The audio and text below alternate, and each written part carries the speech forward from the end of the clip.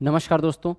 देखिए, आज के इस सेशन में हम लोग जो करंट अफेयर्स का सीरीज कर रहे थे उसमें कुछ थोड़ा सा चेंजेस किया है कि अब से आपका जो टीटी का एग्ज़ाम आने वाला है अभी, है ना, जो आपका टीटी का पेपर है और आपका एडीओ का एग्ज़ाम है और आपके व्यापम के जितने भी एग्ज़ाम्स अभी आएंगे, ठीक, जैसे कि हॉस्टल वार्डन है, आरआई है, ये सब एग्ज़ाम के लिए जो भी पिछले लास्ट 6 मंथ का करंट अफेयर्स है उसमें से इंपॉर्टेंट करंट अफेयर्स जो आपको ज़रूरत है उसको इंटीग्रेट करके एक जगह कलेक्ट करके मैं आपको कोशिश करूंगा कि उसको ऑब्जेक्टिव फॉर्म में जिस तरीके से आता है उस तरीके से बना के आपको एक्सप्लेन कर सकूं और जो भी जितने भी फैक्ट हैं उसको आपको क्लियर कर सकूं। तो लास्ट 6 मंथ के करंट अफेयर्स अब हम लोग कवर करने वाले हैं जो आपके व्यापम और पीएससी के सारे एग्जाम्स के परस्पेक्टिव से बहुत इंपॉर्टेंट होने वाला है।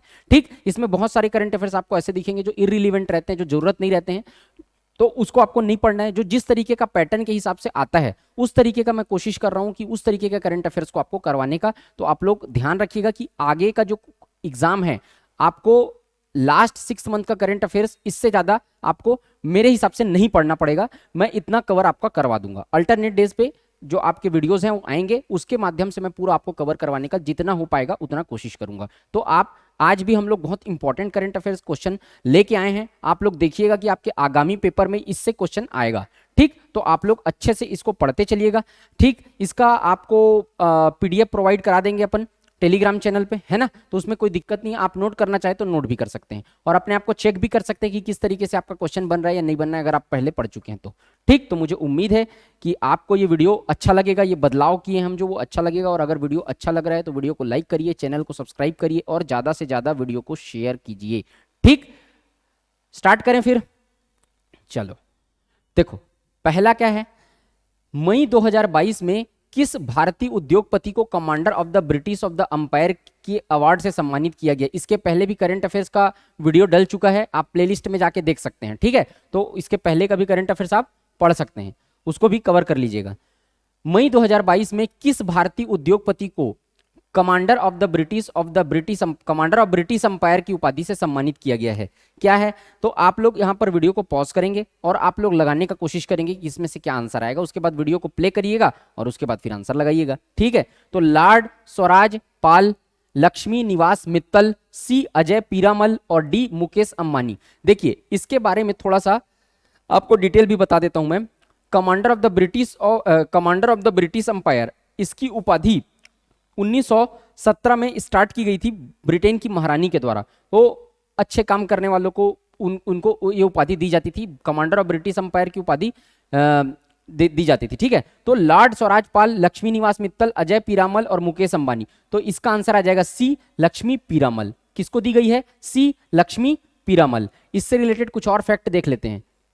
देखिए, मई 2022 में पीरामल समूह के अध्यक्ष अजय पीरामल को महारानी एलिजाबेथ द्वितीय द्वारा मानद commander of the order of the British umpire award से सम्मानित किया गया। Commander of the order of the British umpire, इसकी ये, ठीक है, महारानी एलिजाबेथ द्वितीय द्वारा इसको दिया जाता है। ठीक है, मानद commander of the order of the British of the umpire की उपाधि। ठीक, यूके इंडिया सीईओ फोरम के भारतीय सह अध्यक्ष के रूप में यूके भारत व्यापार संबंधों में उनके सेवाओं के लिए पुरस्कार दिया जाता है। यूके और भारत के रिलेशन के लिए यह पुरस्कार दिया गया। ठीक है, उनको यूके और भारत के रिलेशन के लिए दिया गया। इस पुरस्कार की स्थापना वर्ष 1917 में किंग जॉर्ज पंचम ने की थी। इसको ध्यान रखना, स्थापना किसने की थी? जॉर्ज पंचम ने। कब किया था? 1917 में जॉर्ज पंचम ने। ठीक है, चलो, तो पीरामल को मिला है। ठीक, अंतरराष्ट्रीय परिवार दिवस कब मनाया जाता है? बताओ, लगाइए क्वेश्चन, वीडियो पॉज करिए। अंतरराष्ट्रीय परिवार दिवस कब मनाया जाता है? 5 मई, 12 मई, 15 मई, 2 और 18 मई। अंतरराष्ट्रीय परिवार दिवस कब मनाया जाता है? 5 मई, 12 मई, 15 मई, 18 मई। तो इसका आंसर क्या आएगा? 15 मई। क्या आएगा? 15 मई। परिवार दिवस क्यों मनाया जा रहा है अंतरराष्ट्रीय स्तर पर? क्योंकि बच्चों को, जो नई जनरेशन है, उसको पारिवारिक सामाजिक चीजों को बताने, उनको संस्कार देने और उनको इस तरीके से जागरूक करने कि परिवार को साथ लेकर चलना है। तो इस इंटेंशन से उनको अभी क्या है, बहुत से नए जनरेशन उनको अलगाव की भावना पैदा हो रही है, ठीक है, वो अलग रहना चाहते, सेपरेट रहना चाहते, तो उनको अच्छे संस्कार देने के लिए, ताकि अपने जीवन में कुछ अच्छा कर सके, और फैमिली की महत्वता को समझाने के लिए, परिवार के महत्व को समझाने के लिए परिवार दिवस को उस थीम के रूप में उस मोटिव से मनाया जाता है 15 मई। आपको डायरेक्ट पूछेगा कब मनाया जाता है, 15 मई को अंतर्राष्ट्रीय परिवार दिवस मनाया जाता है। ठीक, 15 मई 2022 को संपूर्ण विश्व में अंतर्राष्ट्रीय परिवार दिवस, इंटरनेशनल डे ऑफ फैमिलीज मनाया गया। इसका थीम क्या था? परिवार और शहरीकरण, फैमिलीज एंड अर्बनाइजेशन, परिवार और शहरीकरण। जैसे जैसे शहरीकरण होते जा रहा है, मॉडर्न होते जा रहे हैं बच्चे, उस तरीके से परिवार को आगे पीछे पीछे छोड़ते जा रहे हैं। तो उसके इस चीज से बचने के लिए इसको मनाया जाता है। बच्चों और युवाओं के लिए बचपन की शिक्षा और आजीवन सीखने के अवसर को बढ़ावा देने में परिवार की भूमिका के बारे में जागरूकता फैलाना, बच्चों और युवाओं दोनों में सीखने की भावना विकसित करने और परिवार के महत्वता को समझाने के लिए, और जो आपके सीखने की भावना, जो आपके लर्निंग हैबिट को बढ़ाती है, ऐसी भावना में परिवार का क्या महत्व रहता है, इसको बताने के लिए मेन मोटिव है इसको चालू करने का। 1993 में संयुक्त राष्ट्र महासभा के एक प्रस्ताव द्वारा प्रतिवर्ष 15 मई को यह दिवस मनाने का निर्णय लिया गया था। 93 में संयुक्त राष्ट्र महासभा यूएन में एक प्रस्ताव पारित किया गया था, जिसके तहत निर्णय लिया गया था कि इस तरीके से इस दिवस को मनाया जाएगा। तो इसका मोटिव समझ में आया कि क्यों मनाया जाए।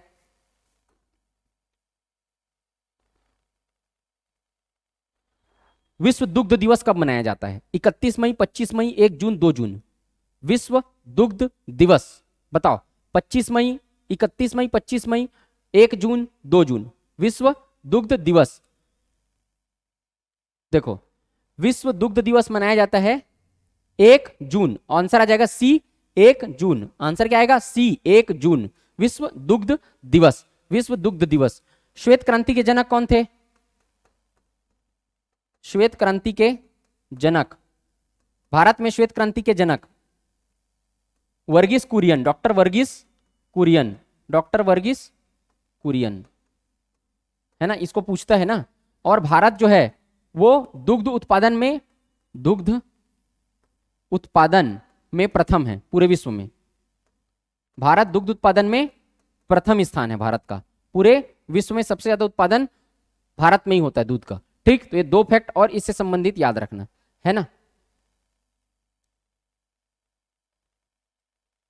1 जून 2022 को संपूर्ण विश्व में विश्व दुग्ध दिवस, वर्ल्ड मिल्क डे मनाया गया। यह विश्व दुग्ध दिवस के संबंध में ध्यान आकर्षित करने एवं दूध आयोग से जुड़ी गतिविधियों के प्रचार प्रसार के लिए मनाया गया।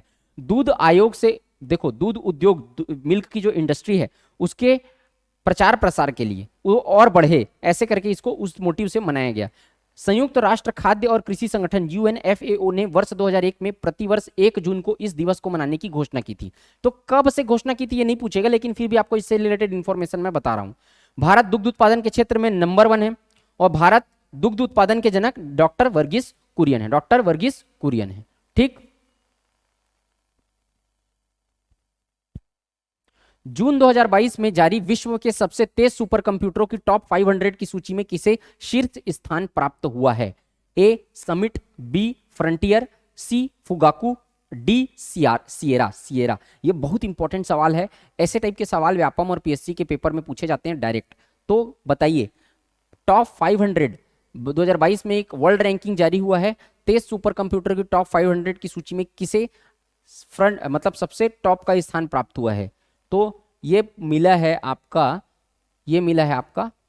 फ्रंटियर, टॉप का मिला है फ्रंटियर बी।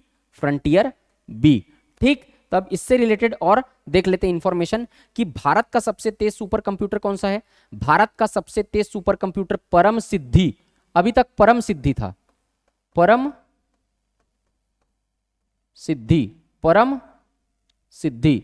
ठीक है, परम सिद्धि भारत का सबसे तेज सुपर कंप्यूटर परम सिद्धि। और पहला सुपर कंप्यूटर परम 8000 है ना, ये ध्यान रखना। अब यहां पर और 3 कंप्यूटर को मिला है, एक परम, एक प्रसिद्ध, एक सेकंड यहां देख लेते हैं। तो 2022 में सबसे तेज सुपर कंप्यूटर की टॉप 500 सूची का 59 59वां संस्करण जारी किया गया। अब इसमें विश्व का सबसे तेज सुपर कंप्यूटर फ्रंटियर, ये कहाँ का है? ये अमेरिका का है, यूएसए का। ध्यान रखना, सबसे तेज सुपर कंप्यूटर फ्रंटियर कहाँ का है? तो अमेरिका का है, यूएसए का है। ठीक है, फ्रंटियर सुपर कंप्यूटर की अधिकतम स्पीड, कंप्यूटर की स्पीड को किसमें मापा जाता है? फ्लॉप्स में मापा जाता है। किसमें मापा जाता है? फ्लॉप्स में मापा जाता है। ये भी याद रखना, पेटाफ्लॉप्स या flops, petaflops, petaflops. Super computer की गति को पेटाफ्लॉप्स में मापा जाता है, पेटाफ्लॉप्स, ये ध्यान रखना, है ना, ये याद रखना। और Frontier supercomputer Oak Ridge National Laboratory USA में स्थापित है। मतलब ये कहां है? ओके रीज नेशनल लेबोरेटरी, जो कहां है? अमेरिका में है। ओके रीज नेशनल लेबोरेटरी अगर पूछे तो।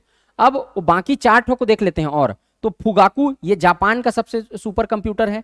ल्यूमी, ये भी बहुत फास्ट सुपर कंप्यूटर है। इसके बाद फ्रंटियर के बाद फुगाकू जापान का, ल्यूमी फिनलैंड का सुपर कंप्यूटर है, बहुत फास्ट। तीसरे नंबर पे आता है समिट, जो अमेरिका का ही है। और चौथे नंबर का आता है सिएरा, जो अमेरिका का है। याद रखना, सबसे तेज सुपर कंप्यूटर अभी वर्तमान में अब फ्रंटियर। उसके बाद अगर पूछे कि बहुत फास्ट सुपर कंप्यूटर और कौन कौन से देश के कौन कौन से हैं, तो फुगाकू जापान का है, ल्यूमी फिनलैंड का, समिट यूएसए का, सिएरा भी अमेरिका का है। ठीक, और स्पीड को किससे मापते हैं? पेटा फ्लॉप से मापते हैं। भारत के संबंध में देख लेते हैं इसको। देखो, भारत के संबंध में अगर देखें तो 500 सुपर कंप्यूटर में भारत के 3 सुपर कंप्यूटरों को शामिल किया गया है। कौन कौन सा? प्रत्युष, परम सिद्धि और मिहिर। परम सिद्धि, प्रत्युष और मिहिर। कितने सुपर कंप्यूटर भारत के? 3। भाई ये फ्रंटियर तो यूएसए का था, भारत के कितने? 3। परम सिद्धि, प्रत्युष और मिहिर। परम सिद्धि, प्रत्युष और मिहिर, 3 सुपर कंप्यूटर। ये भी पूछ सकता है आपको कि विश्व के सबसे 500 सबसे सुपर फास्ट कंप्यूटरों में भारत के कितने सुपर कंप्यूटर को शामिल किया गया है? 3। कौन कौन सा? परम सिद्धि, प्रत्युष, मिहिर। परम सिद्धि, प्रत्युष, मिहिर। अब परम सिद्धि का स्थान कौन सा है? 111वां स्थान। ये भी बहुत इंपॉर्टेंट है, परम सिद्धि बहुत इंपॉर्टेंट है। परम सिद्धि का स्थान कौन सा है? कौन सा है? 111वां स्थान है। परम सिद्धि का कौन सा स्थान? 111 स्थान। लिनपैक बेंचमार्क पर परम सिद्धि सुपर कंप्यूटर की अधिकतम संसाधन गति, अब ये 4.62 पेटाफ्लॉप्स इसकी स्पीड है। भारतीय सुपर कंप्यूटर प्रत्युष, दूसरा प्रत्युष को शामिल किया गया है, तो प्रत्युष 132 स्थान प्राप्त हुआ है। ठीक है, अब लिनपैक बेंचमार्क पर प्रत्युष सुपर कंप्यूटर की अधिकतम संसाधन गति 3.76 पेटाफ्लॉप, 3.76 पेटाफ्लॉप। और तीसरा नंबर शामिल किया गया मिहिर को, जिसका स्थान 249वां। तो परम सिद्धि का स्थान कौन सा? 111वां, प्रत्युष का स्थान 132 और मिहिर 249। सबसे इंपॉर्टेंट है ये, परम सिद्धि को ध्यान रखना, 111वां स्थान है। इस प्रकार इस सूची में भारत में 3 सुपर कंप्यूटरों ने स्थान लिया है। ठीक, तो ये सुपर कंप्यूटर, सबसे तेज सुपर कंप्यूटर बोलेगा तो क्या आएगा? सबसे तेज सुपर कंप्यूटर क्या है? अभी इसके पहले क्या था? ये सुपर कंप्यूटर का फ्रंटियर, सबसे तेज में फ्रंटियर। उसके बाद भारत में 3 सुपर कंप्यूटर को शामिल किया गया है। और तो अब देख लेते हैं भारत का सबसे तेज सुपर कंप्यूटर कौन सा है। और अभी लेटेस्ट में आईआईएससी बेंगलोर ने एक सुपर कंप्यूटर इन्वेंट किया जिसका नाम प्रबल प्रवेगा है, परम प्रवेगा, परम प्रवेगा।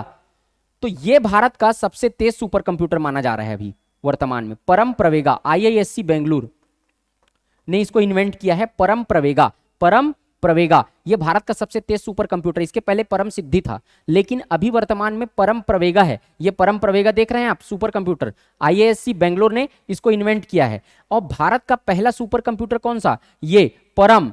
भारत का पहला सुपर कंप्यूटर कौन सा? परम। परम 8000 इसी को बोलते हैं, परम 8000, है ना। इसको कौन बनाया था? इसको विजय पी भाटकर ने बनाया था। विजय पी भाटकर, क्या नाम है? विजय पी भाटकर, विजय पी भाटकर। तो पहला सुपर कंप्यूटर भारत का परम, किसने बनाया? विजय पी भाटकर। वर्तमान में सबसे तेज सुपर कंप्यूटर परम प्रवेगा, किसने बनाया? आईआईएससी बेंगलोर। और 3 सुपर कंप्यूटर को शामिल किया गया भारत के, किसको किसको? परम सिद्धि, प्रत्युष, मिहिर। परम सिद्धि, प्रत्युष, मिहिर। और सबसे तेज सुपर कंप्यूटर विश्व का फ्रंटियर। ये जो जो बताया हूं याद रखना। उसमें परम सिद्धि का रैंकिंग कितना? 111। कितना? 111। 111 है ना, 111, 111। ठीक, चलो हो गया सुपर कंप्यूटर। इसको बताओ चलो, फीफा फुटबॉल विश्व कप से पहले किस फुटबॉल खिलाड़ी के सम्मान में शीघ्र ही आसमान में फ्लाइंग म्यूजियम, उड़ता हुआ संग्रहालय स्थापित किया जाएगा? फीफा फुटबॉल वर्ल्ड कप होने वाला है, कहाँ होने वाला है ये बताऊंगा अभी। डिएगो मार्गोना, पेले, जोहान क्रूफ और फ्रांज बेकेनबायर, बताओ।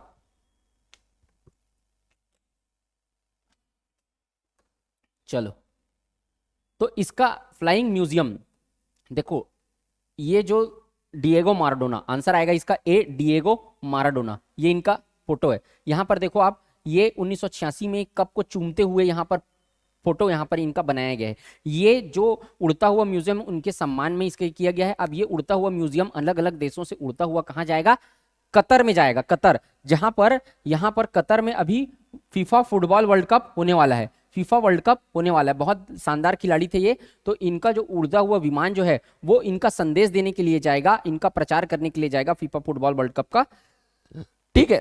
तो ये अलग अलग देशों से होकर जाएगा, बताता हूं अभी। अभी डिएगो माराडोना के, इसको याद रखना, उड़ता हुआ संग्रहालय उनके सम्मान में स्थापित किया गया है, फ्लाइंग म्यूजियम। फीफा फुटबॉल विश्व कप से पहले अर्जेंटीना के महान खिलाड़ी, एक चीज तो पहले याद रखना, कहां के खिलाड़ी थे, कहां के खिलाड़ी थे, माराडोना, अर्जेंटीना। ये सबसे पहले पूछ सकता है आपको कि माराडोना कहां के खिलाड़ी थे, अर्जेंटीना, अर्जेंटीना, ठीक है। माराडोना के सम्मान में आसमान में फ्लाइंग म्यूजियम, उड़ता हुआ संग्रहालय बनाया जाएगा। 25 मई 2022, 25 मई 2022 को Tengo D 10S, Tengo D 10S, Tengo D, Tengo D 10S विमान को उड़ान भरने से पहले पेश किया गया, ठीक है। 25 मई 2022 को टेंगो डी 10S विमान को उड़ान भरने से पहले पेश किया गया, जो अर्जेंटीना में विभिन्न स्थानों पर जाकर माराडोना के प्रशंसकों को मैदान पर आने के लिए प्रेरित करेगा। देखो, ये जो टेंगो डी 10S है ना, इसी विमान को कन्वर्ट किया गया, उसमें स्टिकर को अलग लगा दिया जाता है। क्या लगा दिया जाता है, स्टिकर को अलग लगा दिया जाता है, तो उसी में स्टिकर को माराडोना लगा दिया गया। अब वो अलग अलग जगह पे जाकर माराडोना के प्रशंसकों को मैदान में आने के लिए प्रेरित करे। इससे क्या बढ़ेगा, इससे रेवेन्यू बढ़ेगा, है ना, और उनके सम्मान भी है। माराडोना का वर्ष 2020 में 60 वर्ष की आयु में, देखो ब्रेन में क्या हो गया था, ब्रेन का ऑपरेशन हुआ उनका, और ब्रेन का ऑपरेशन सक्सेसफुल हो गया था, लेकिन हार्ट अटैक आ गया, तो हार्ट अटैक में उनका डेथ हो गई, उनकी डेथ हो गई। इस विमान के बाहरी हिस्से में माराडोना की तस्वीर लगी है, तो मैं दिखाई दिया आप लोगों को, है ना। अब देखो, यह विमान बार्सिलोना और नेपल्स भी जाएगा, तो मैं बताया अलग अलग जगह जाएगा। और माराडोना की अगुवाई में नेपोली में वर्ष 1987 में,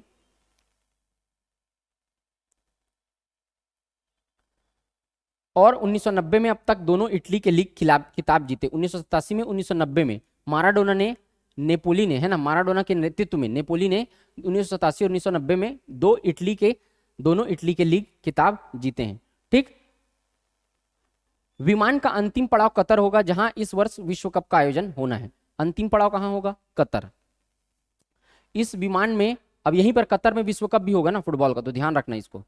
विमान में बड़े संग्रहालय में 1986 विश्व कप के क्वार्टर फाइनल में इंग्लैंड के खिलाफ माराडोना द्वारा दिए गए गोल की तस्वीर भी है। 1986 में विश्व कप में, 1986 के वर्ल्ड कप के क्वार्टर फाइनल में उनके द्वारा जो गोल किया गया था उनकी तस्वीर भी है।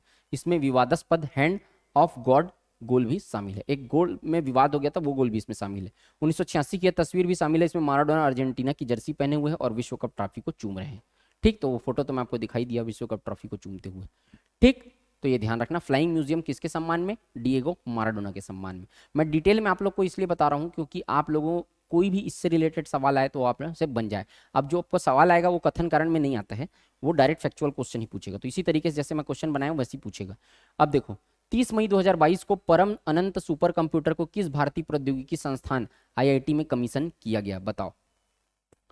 परम Ananta supercomputer, IIT Madras, IIT Delhi, IIT Ropar, IIT Gandhinagar, कहां पर इसको कमीशन किया गया, कौन सा सुपर कंप्यूटर, परम अनंत सुपर कंप्यूटर। इसका आंसर क्या आएगा बताएंगे सारे लोग, चलो। इसका आंसर आएगा IIT गांधीनगर, IIT गांधीनगर, इसको IIT गांधीनगर में बनाएगा। तो इस तरीके से भी सवाल आता है कि कहां इसको कमीशन किया गया, इसके रिलेटेड। 30 मई 2022 को परम अनंत सुपर कंप्यूटर को IIT गांधीनगर गुजरात में कमीशन किया गया, ठीक। IIT गांधीनगर गुजरात में कमीशन किया गया। परम अनंत सुपर कंप्यूटिंग सुविधा की स्थापना राष्ट्रीय परम कंप्यूटिंग मिशन के दूसरे चरण के तहत की गई। ये एक मिशन है, उसके सेकंड फेज के दौरान इसका स्थापना किया गया, इसका, है ना। परम अनंत सुपर कंप्यूटर की सुविधा की स्थापना राष्ट्रीय सुपर कंप्यूटिंग मिशन, जिसको कहते हैं NSM, national super computing mission, के सेकंड फेज के दौरान। इस प्रणाली को बनाने हेतु अधिकांश कंपोनेंट का विनिर्माण और असेंबल मेक इन इंडिया की तर्ज पर सीडेक द्वारा स्वदेशी सॉफ्टवेयर स्टैक के साथ देश में ही किया गया है। सीडेक कहाँ है? सीडेक कहाँ स्थित है बताओ? सीडेक कहाँ स्थित है? पुणे। सीडेक कहाँ स्थित है? पुणे। चलो, 21 जुलाई 2022 को किसने श्रीलंका के नए राष्ट्रपति के रूप में पदभार ग्रहण किया? 21 जुलाई 2022 को किसने श्रीलंका के नए राष्ट्रपति के रूप में पदभार ग्रहण किया? दुल्लास अल्हाप्परुपम, रानिल विक्रमसिंघे, अनुरा कुमारा दिसानायके और डी गोटबाया राजपक्षे। गोटबाया राजपक्षे, बताओ इसका आंसर।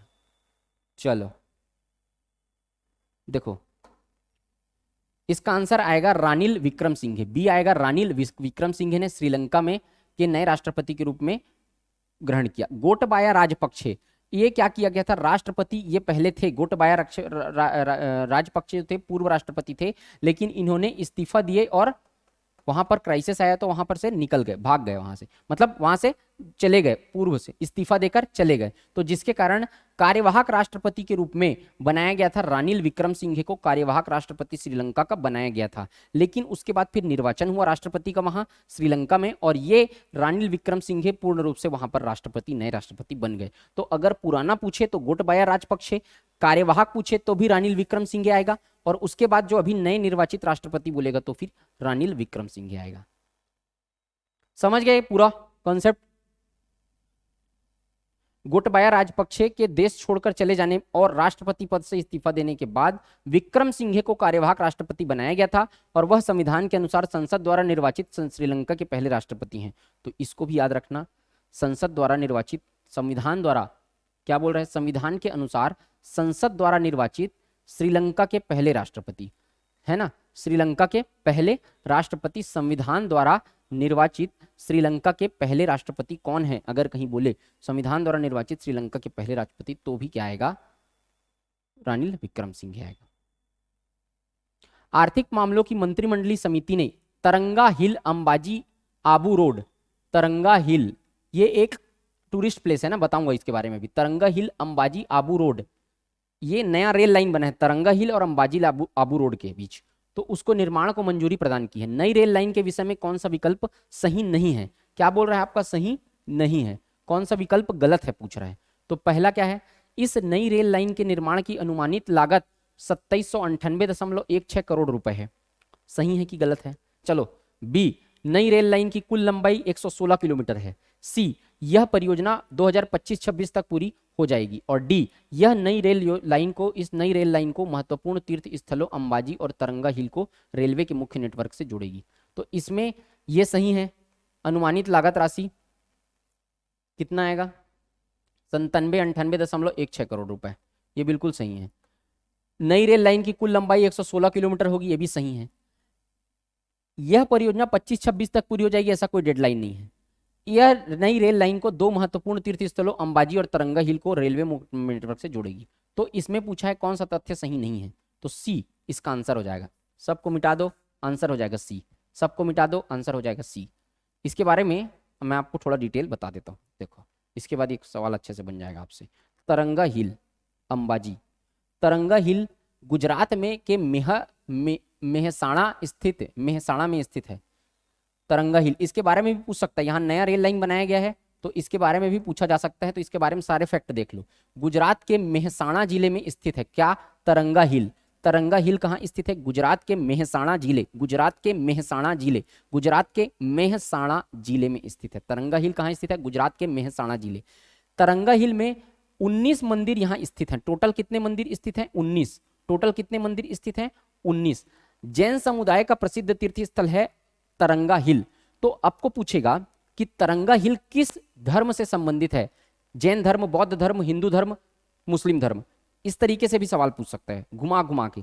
तो ध्यान रखना, जो तरंगा हिल है वो पहले तो ध्यान रखना कि कहाँ स्थित है, तो गुजरात के मेहरसाणा में स्थित है, और जैन समुदाय का फेमस तीर्थ स्थल है, जैन समुदाय का। तो इसी को जोड़ा जा रहा है। भगवान अजितनाथ, भगवान अजितनाथ जो जैन धर्म के दूसरे तीर्थंकर थे, जैन धर्म के प्रथम तीर्थंकर महावीर स्वामी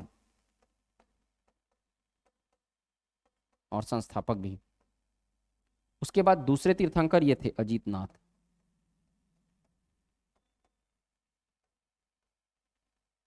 ठीक, दूसरे तीर्थंकर का मंदिर यहां पर स्थित है, कहां? तरंगा हिल में। तो तरंगा हिल से अंबाजी, ठीक, तरंगा हिल से कहां तक?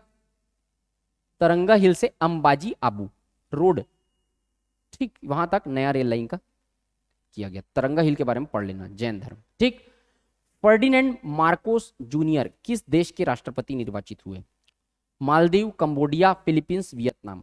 चलो, क्या फर्डिनेंड मार्कोस जूनियर किस देश के राष्ट्रपति निर्वाचित हुए? Maldives, Cambodia, Philippines, Vietnam. चलो आंसर दो। इसका आंसर आएगा फिलीपींस, इसका आंसर आएगा फिलीपींस। तो इसको डायरेक्ट याद रखना है, फर्डिनेंड मार्कोस जूनियर फिलीपींस के नए राष्ट्रपति निर्वाचित हुए हैं। मई 2022 में फर्डिन मार्कोस जूनियर फिलीपींस के नए राष्ट्रपति निर्वाचित हुए। फिलीपींस में बोंग बोंग मार्कोस के नाम से प्रसिद्ध हैं। इनका दूसरा नाम क्या है? Bong Bong Marcos. दूसरा नाम क्या है? Bong Bong Marcos. तो आपको एक ही सवाल पूछ सकता है कि नए राष्ट्रपति कौन हुए, बोंग बोंग मार्कोस भी पूछ सकता है। भैया आंसर में अगर कहीं बोंग बोंग मार्कोस दिया होगा तो कंफ्यूज मत हो जाना, दोनों नाम को याद रखे रहना, इसलिए बताया हूं। इस पद में पर रोड्रिगो दुतेर्त का स्थान लेंगे। इसके पहले कौन थे वहां? रोड्रिगो दुतेर्त। वह फिलीपींस के पूर्व तानाशाह फर्डिनेंड मार्कोस सीनियर के बेटे हैं। पूर्व तानाशाह फर्डिनेंड मार्कोस सीनियर के बेटे हैं। फर्डिनेंड मार्कोस सीनियर के बेटे हैं।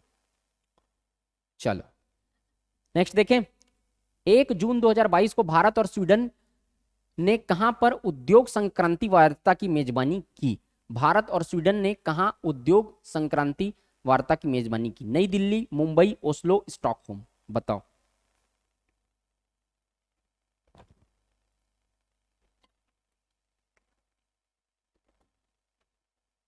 चलो आंसर क्या आ जाएगा इसका? Stockholm, Stockholm. 2-3 जून 2022 को आयोजित हुआ ये COP 27 के लिए एजेंडा निर्धारित किया है इसने, करना है इसमें। मतलब इसने क्या किया? COP 27 जो होगा, ठीक है, उसके लिए एजेंडा निर्धारित किया है। इस पहल के लिए, इस पहल के नए सदस्यों में जापान और साउथ अफ्रीका शामिल हुए, है ना। 2 सदस्य नए शामिल हुए, जापान और साउथ अफ्रीका। इसके साथ ही देशों और कंपनियों को मिलाकर लीड IIT की कुल सदस्य संख्या 37 हो गई है। देखो लीड IIT क्या करता है? जो जो जलवायु कार्य, जैसे कि कार्बन उत्सर्जन बहुत ज़्यादा चाइना करता है क्योंकि इंडस्ट्रीज वगैरह ज़्यादा है, अमेरिका बहुत ज़्यादा है, तो ऐसे देश जो क्या करते हैं, बहुत ज़्यादा जलवायु को इफेक्ट करते हैं, उनको कंट्रोल करने का काम कौन कौन करता है? लीड IIT करता है। Lead IT। तो लीड IT पहल उन क्षेत्रों पर विशेष ध्यान देती है जो वैश्विक जलवायु कार्य में प्रमुख हितधारक हैं और उन्हें विशिष्ट हस्तक्षेप की आवश्यकता है, उन पर जो है वो ज़्यादा ध्यान देती है। ठीक, चलो तो इसको ध्यान रखना कि कहाँ आयोजित हुआ है? स्टॉकहोम। 1 जून 2022 को अंजलाई पोन्नुस्वामी का निधन हो गया। वह क्या थी? अंजनाई पोन्नुस्वामी का निधन हो गया। वह एक चित्रकार, अभिनेत्री, संगीतज्ञ, INA की वयोवृद्ध सेनानी। INA की वयोवृद्ध सेनानी, इसको तो आप लोग जानते होंगे। INA Indian national army, Azad Hind फौज। इसके बारे में देख लेते हैं। देखो इसकी वयो बहुत, वहां पर सेनानी का काम कर चुकी हैं। सेनानी, आजाद हिंद फौज, इसके बारे में क्या क्या जानते हो? आजाद हिंद फौज, आजाद हिंद फौज की स्थापना करने का श्रेय जाता है कैप्टन मोहन सिंह, कैप्टन मोहन सिंह और रास बिहारी बोस, और रास बिहारी बोस, रास बिहारी बोस। अगर कहीं बोले कि आजाद हिंद फौज के, ऐसा पूछता है, आजाद हिंद फौज के स्थापना का विचार सबसे पहले किसके मन में आया था, तो भी आएगा कैप्टन मोहन सिंह। क्या हुआ? 1941 में, 1941 में सुभाष चंद्र बोस चले गए कहाँ? बर्लिन। कहाँ गए? बर्लिन। वहां पर बर्लिन, ठीक है, कहाँ चले गए? Berlin, Germany. लेकिन वहां पर जाकर वहां पर संधि कर लिया, लेकिन बर्लिन ने उनको क्या किया? रूस के खिलाफ प्रयोग करना चालू कर दिया, रूस के खिलाफ प्रयोग करना चालू कर दिया। तब आजाद हिंद 1943 में ये कहां आ गए? सिंगापुर आ गए। सिंगापुर, कौन आ गए? सिंगापुर।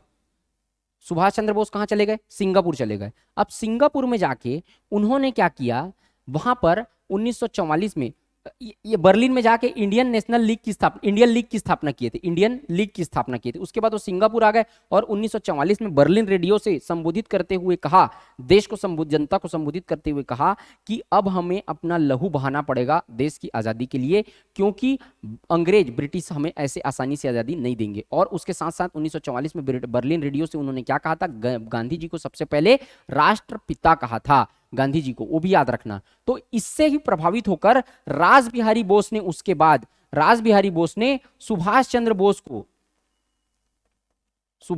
बोस को उसका किसका, आजाद हिंद फौज का मुखिया बना दिया, लीडर बना दिया। तो इसमें आजाद हिंद फौज में ब्रिगेड काम कर रहे थे, जैसे कि गांधी ब्रिगेड, अलग अलग ब्रिगेड थे, Gandhi brigade, Nehru brigade, Subhash brigade. उसी तरीके से एक ब्रिगेड थी रानी लक्ष्मीबाई ब्रिगेड।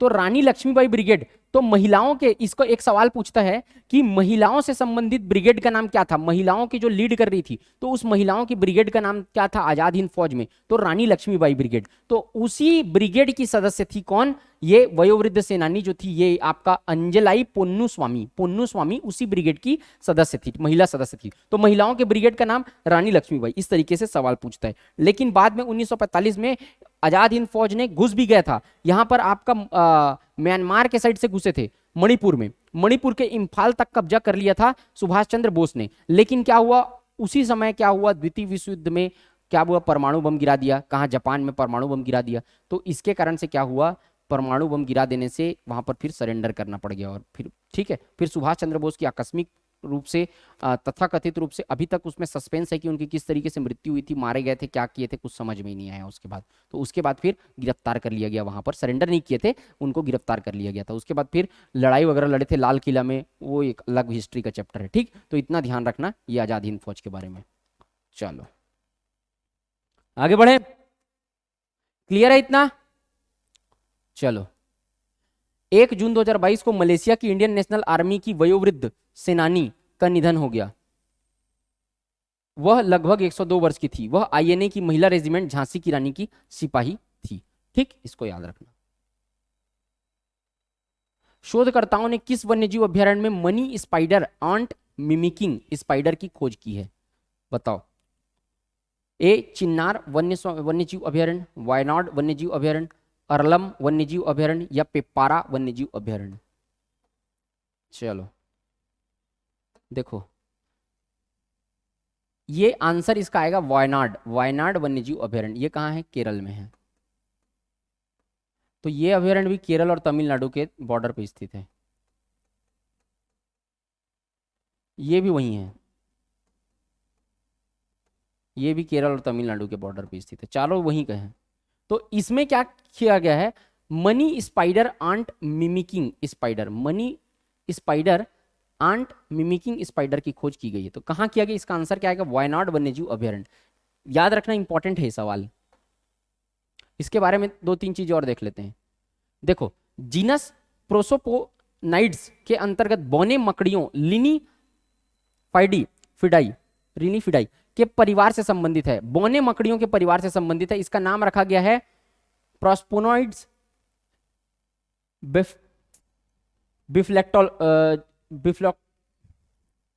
बिफ्लेक्टोजिनस। ठीक है, बिफ्लेक्टोजिनस। ठीक, तो नर और मादा मकड़ियों की आमतौर पर लंबाई क्रमशः 3 mm से 4 mm तक होती है। इसको याद रखने का जरूरत नहीं है, इसको सिर्फ ये याद रखे रहना है ना, इसमें ये याद रखे रहना कि ये बौने मकड़ियों के परिवार से संबंधित है और कहां पाया गया, ये ध्यान रखे रहना। नर और मादा दोनों का रंग भूरा और पेट पर अनियमित सिल्वर और काले रंग के धब्बे होते हैं। दोनों का रंग, नर मादा का दोनों का भूरा रहता है और अनियमित काले धब्बे रहते हैं। ठीक, ध्यान रखना। भारतीय नौसेना ने अपने जिन पोतों को कार्यमुक्त किया है उनके नाम क्या है? अभी 2 पोतों को कार्यमुक्त किया है भारतीय नौसेना ने, उनका नाम क्या है? निशंक, विक्रमादित्य, कलवरी, अक्षय। निशंक, विक्रमादित्य, कलवरी, अक्षय, क्या नाम है? 2 उसके नाम है निशंक और अक्षय, निशंक और अक्षय, निशंक और अक्षय, निशंक और अक्षय। देखो, इससे संबंधित दो चार चीजें और बताता हूं। प्रोजेक्ट 75, प्रोजेक्ट 75 क्या है? प्रोजेक्ट 75 बहुत हायर टेक्नोलॉजी की जो ये जो है आपका नौसेना जहाज हैं उसके निर्माण करने के लिए एक स्कीम लॉन्च किया गया है, एक योजना लॉन्च की गई जिसका नाम प्रोजेक्ट 75 है। लगभग 30 युद्धपोत का निर्माण ये प्रोजेक्ट 75 के तहत किया जाएगा और इसी प्रोजेक्ट के तहत आईएनएस कलवरी का निर्माण किया गया। इसी के प्रोजेक्ट के तहत आईएनएस कलवरी, ठीक है, आईएनएस वेला, आईएनएस करंजा, ठीक, ये सब जो है वो क्या है? स्कॉर्पियन श्रेणी की पनडुब्बी है। स्कॉर्पियन श्रेणी की पनडुब्बी क्या होता है? स्कॉर्पियन श्रेणी की पनडुब्बी आप लोग सुने होंगे, टोटल 6 स्कॉर्पियन श्रेणी की पनडुब्बी भारत में लॉन्च कर दी गई है। स्कॉर्पियन श्रेणी की पनडुब्बी में क्या होता है? बहुत हाई सबसे लेटेस्ट टेक्नोलॉजी की जो पनडुब्बी है उसे कहा जाता है स्कॉर्पियन श्रेणी की पनडुब्बी। स्कॉर्पियन श्रेणी की पनडुब्बी में टॉर्पीडो लॉन्च करने की क्षमता होती है। टॉर्पीडो कितना भी लॉन्च कर सकता है जबरदस्त तरीके से। टॉर्पीडो मतलब जो समुद्र के अंदर, पनडुब्बी क्या होता है? जो समुद्र के अंदर जाती है ना, तो समुद्र के अंदर जो मिसाइल लॉन्च होता है उसको क्या कहते हैं? टॉर्पीडो कहते हैं, ठीक। तो टॉर्पीडो लॉन्च करने की जबरदस्त कैपेबिलिटी होती है स्कॉर्पियन श्रेणी की पनडुब्बी में। ये इसमें ऐसा रडार लगे रहता है जो आसानी से किसी के पकड़ में नहीं आता है, ठीक। तो ये ध्यान रखना, इसमें स्कॉर्पियन श्रेणी की टोटल 6 पनडुब्बी, वेला, करंजा और भी है, ठीक है। तो ये ध्यान रखना। अभी 2 निशंक और कलवरी, निशंक और अक्षय को टर्मिनेट किया गया, मतलब कार्यमुक्त किया गया है इन दोनों को। देखो 3 जून 2022 को भारतीय नौसेना ने अपने 2 पोतों आईएनएस अक्षय और आईएनएस निशंक को कार्यमुक्त किया। मुंबई के नौसेना डॉकयार्ड में आयोजित एक समारोह में इन पोतों को कार्यमुक्त किया गया। उच्च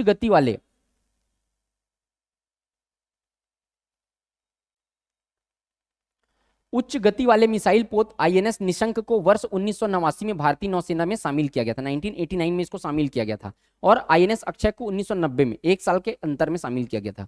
वर्तमान में भारत के पास केवल एक परमाणु पनडुब्बी आईएनएस अरिहंत है। इसको अच्छे से याद रखना। भारत के पास एकमात्र परमाणु पनडुब्बी कौन सी है अगर पूछे तो आईएनएस अरिहंत। एकमात्र परमाणु पनडुब्बी भारत के पास आईएनएस अरिहंत। आईएनएस अरिघाट एक परमाणु ऊर्जा से चलने वाली बैलिस्टिक मिसाइल पनडुब्बी भी है जिसे जल्द ही कमीशन किया जाना है। आईएनएस अरिघाट क्या है? एक परमाणु ऊर्जा से चलने वाली बैलिस्टिक मिसाइल पनडुब्बी। और एकमात्र परमाणु पनडुब्बी कौन सा? आईएनएस अरिहंत। और ये क्या है? आईएनएस अरिघाट परमाणु ऊर्जा से चलने वाली, हमला करने में सक्षम नहीं है। कौन? अरिघाट परमाणु ऊर्जा से चलने वाली बैलिस्टिक मिसाइल पनडुब्बी भी है जिसे जल्द ही कमीशन किया जाना है, ठीक, समझ गए। चलो नेक्स्ट देखते हैं। हाल ही में इंफोसिस द्वारा किस देश की कंपनी बेस लाइफ साइंस का अधिग्रहण किया गया? France, Britain, Italy, Denmark. Infosys द्वारा किस देश की कंपनी बेस लाइफ साइंस का अधिग्रहण किया गया? France, Britain, Italy, Denmark. कौन सी देश की कंपनी है बेस लाइफ साइंस? बताओ इसका आंसर क्या आएगा? कौन सी देश की कंपनी बेस लाइफ साइंस, ठीक है। इसका आंसर आप लोग देंगे कमेंट सेक्शन में, इसका आंसर आप लोग देंगे कौन सा, ठीक है। आगे बढ़ते हैं। चलो, हाल ही में किस नए निजी विमानन स्टार्टअप कंपनी को नागरिक उड्डयन महानिदेशालय डीजीसीए द्वारा एयर संचालन सर्टिफिकेट दिया गया? वो आंसर आप लोग देंगे, ठीक है। उसमें कोई दिक्कत होगा तो फिर मैं बताता हूं आप लोग को, ठीक है। आंसर मैं कमेंट सेक्शन में डालूंगा। देखो डीजीसीए क्या करता है? व्यावसायिक उड़ान की परमिशन, जो भी विमान आते हैं ना, देखो 2 ही प्रकार का विमान विश्व में है। सबसे ज्यादा विमान में फ्लाइंग में भारत जो है वो आत्मनिर्भर नहीं है। एक इंडिगो, ये आपका एक आता है बोइंग और एक एयरबस, 2 प्रकार का विमान, दोनों अमेरिका बनाता है। एक बोइंग एयरबस, ठीक। बोइंग अमेरिका का है, एयरबस फ्रांस का है, ठीक है। तो बोइंग और एयरबस दोनों जो है उसी के फ्लाइट में क्या चिपका दिया जाता है? स्टिकर। तो वो इंडिगो आ जाता है, फिर टाटा, जो वो सब वही फ्लाइट सब वही बनाते हैं। भारत आत्मनिर्भर उसमें नहीं है, ठीक है। तो इसमें क्या करता है? डीजीसीए से कमर्शियल के लिए अनुमति लेना पड़ता है। तो डीजीसीए अभी नए एयरलाइन को अनुमति दिया। उसका नाम क्या है? Blue Air, Connect Air, Akasa Air. तो नाम क्या है? मारुति आकाशा एयर उसका नाम है। ये नया एयरलाइन है जिसको अनुमति दिया गया है, आकाशा एयरलाइन, ठीक। अब आकाशा एयर को उड़ान के लिए डीजीसीए लाइसेंस की प्राप्ति 7 जुलाई 2022 को प्राप्त हुआ। लाइसेंस कौन दिया है? नागरिक उड्डयन महानिदेशालय, डीजीसीए इसको कहा जाता है। लाइसेंस का महत्व, एयर विमान के व्यावसायिक संचालन की अनुमति होगी, मतलब आप कमर्शियल वो संचालन कर सकता है, इसके लिए टिकट की बिक्री कर सकेंगे। आकाशा एयर स्टार्टअप विमान कैरियर है ना, यहाँ पर नया चालू किया गया है आकाशा एयरलाइन, तो अब आपको आकाशा एयरलाइन पे भी आप फ्लाइट टिकट बुक कर पाएंगे। तो ये जुलाई के अंत तक सेवाएं देना शुरू करेगा। ठीक है, क्लियर है। और एक चीज देख लेते हैं, आकाशा एयर में प्रमोटर संस्थापक कौन है? राकेश झुनझुनवाला इसके संस्थापक हैं। सीईओ मुख्य कार्यकारी अधिकारी विनय दुबे हैं और मुख्यालय इसका है मुंबई महाराष्ट्र में, आकाशा एयरलाइन का। क्लियर है? क्लियर है इतना? चलो ठीक है, तो अभी अपन आज के वीडियो में इतना देखते हैं। ठीक है, तो इसके बाद जब नेक्स्ट वीडियो में अपन आएंगे है ना, तो फिर इसके आगे का चीजें हम लोग कवर करेंगे। तो अल्टरनेट डेज में आएगा, 1 से 2 दिन के गैप में आते जाएगा, आपका पूरा करंट अफेयर जो है वो अपन कवर करवा देंगे। आपका लास्ट 6 मंथ का करंट अफेयर जो आपके जितने भी पेपर आने वाले हैं सारे एग्जाम्स में इंपॉर्टेंट रहेगा। ठीक है, और टेलीग्राम चैनल पे उसका क्या दे देंगे आपको, पीडीएफ भी दे देंगे। ठीक, कोई दिक्कत तो फिर कमेंट सेक्शन में कमेंट करके बताइएगा, और जरूर ये बताइएगा कि जो आपको वीडियो है वो कैसा लग रहा है। तो उससे क्या होता है, मोटिवेशन मिलता है, उससे मनोबल मिलेगा, जिससे मैं आप लोग के लिए और भी अच्छा बेहतर कंटेंट जो है वो अवेलेबल करा पाऊंगा। तो आप लोग जरूर अपने कमेंट सेक्शन में कमेंट करके बताइए कि आपको करंट अफेयर्स कैसा लगा, कितना सवाल बना, कैसा लगा। ठीक है, उसके बाद हम लोग मिलते हैं फिर नेक्स्ट वीडियो में, तब तक के लिए जय हिंद, वंदे मातरम।